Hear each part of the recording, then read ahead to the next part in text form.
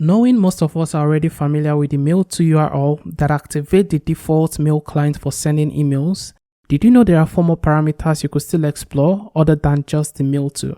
In this video, we'll be taking a look at how to use the Mailto URL in WordPress and also other parameters you've got at your disposal when using this call to action feature on your website. So let's get into it. I've taken the liberty of creating a new page in Elementor with this button we'll be using for this demonstration. This could be anything, and this should work in any page builder, so long it's got the option to attach a URL.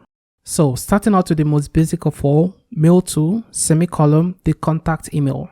So what this parameter does is to mail to the said recipient email address. For this illustration, I would use contact@website.com.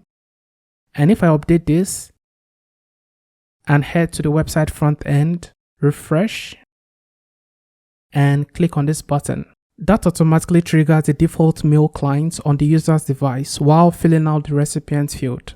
So that's the first. Moving on. What if you wanted to add more than just one email recipient to this? So instead of just contact@website.com, we wanted to add an additional hello@website.com to the email recipient. Let's head back to Elementor.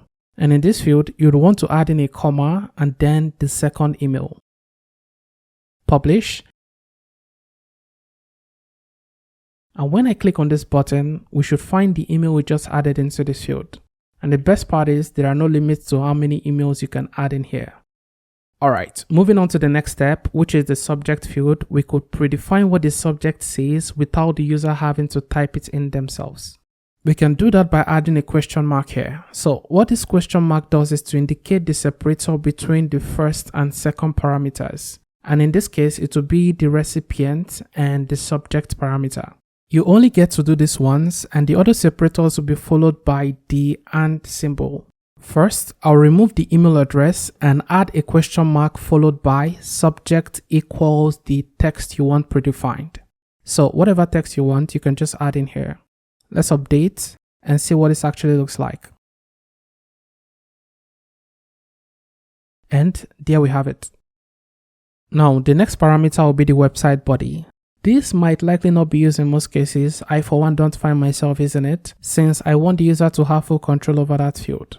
But it's good to know anyway. So to add the body text, head back to Elementor and let's get all the way to the end of this URL and put in the symbol and body equals the predefined body text. Let's make this body field from website.com. And there we have it. So there are 2 last parameters to look at before rounding things up, which is the carbon copy email address and the blind carbon copy email address. And just as you would any other parameter, you can just add the symbol and cc or bcc equals the email address. And I think it's important I mention this can still be used interchangeably. So if you wanted to use the subject parameters first, you can go with that, but make sure the question mark is there as the very first separator before you can start using the and symbol. And there you have it, a comprehensive look at how to use the Mailto URL for your website's call to action. A like would be much appreciated, subscribe for more, and I'll see you in the next one.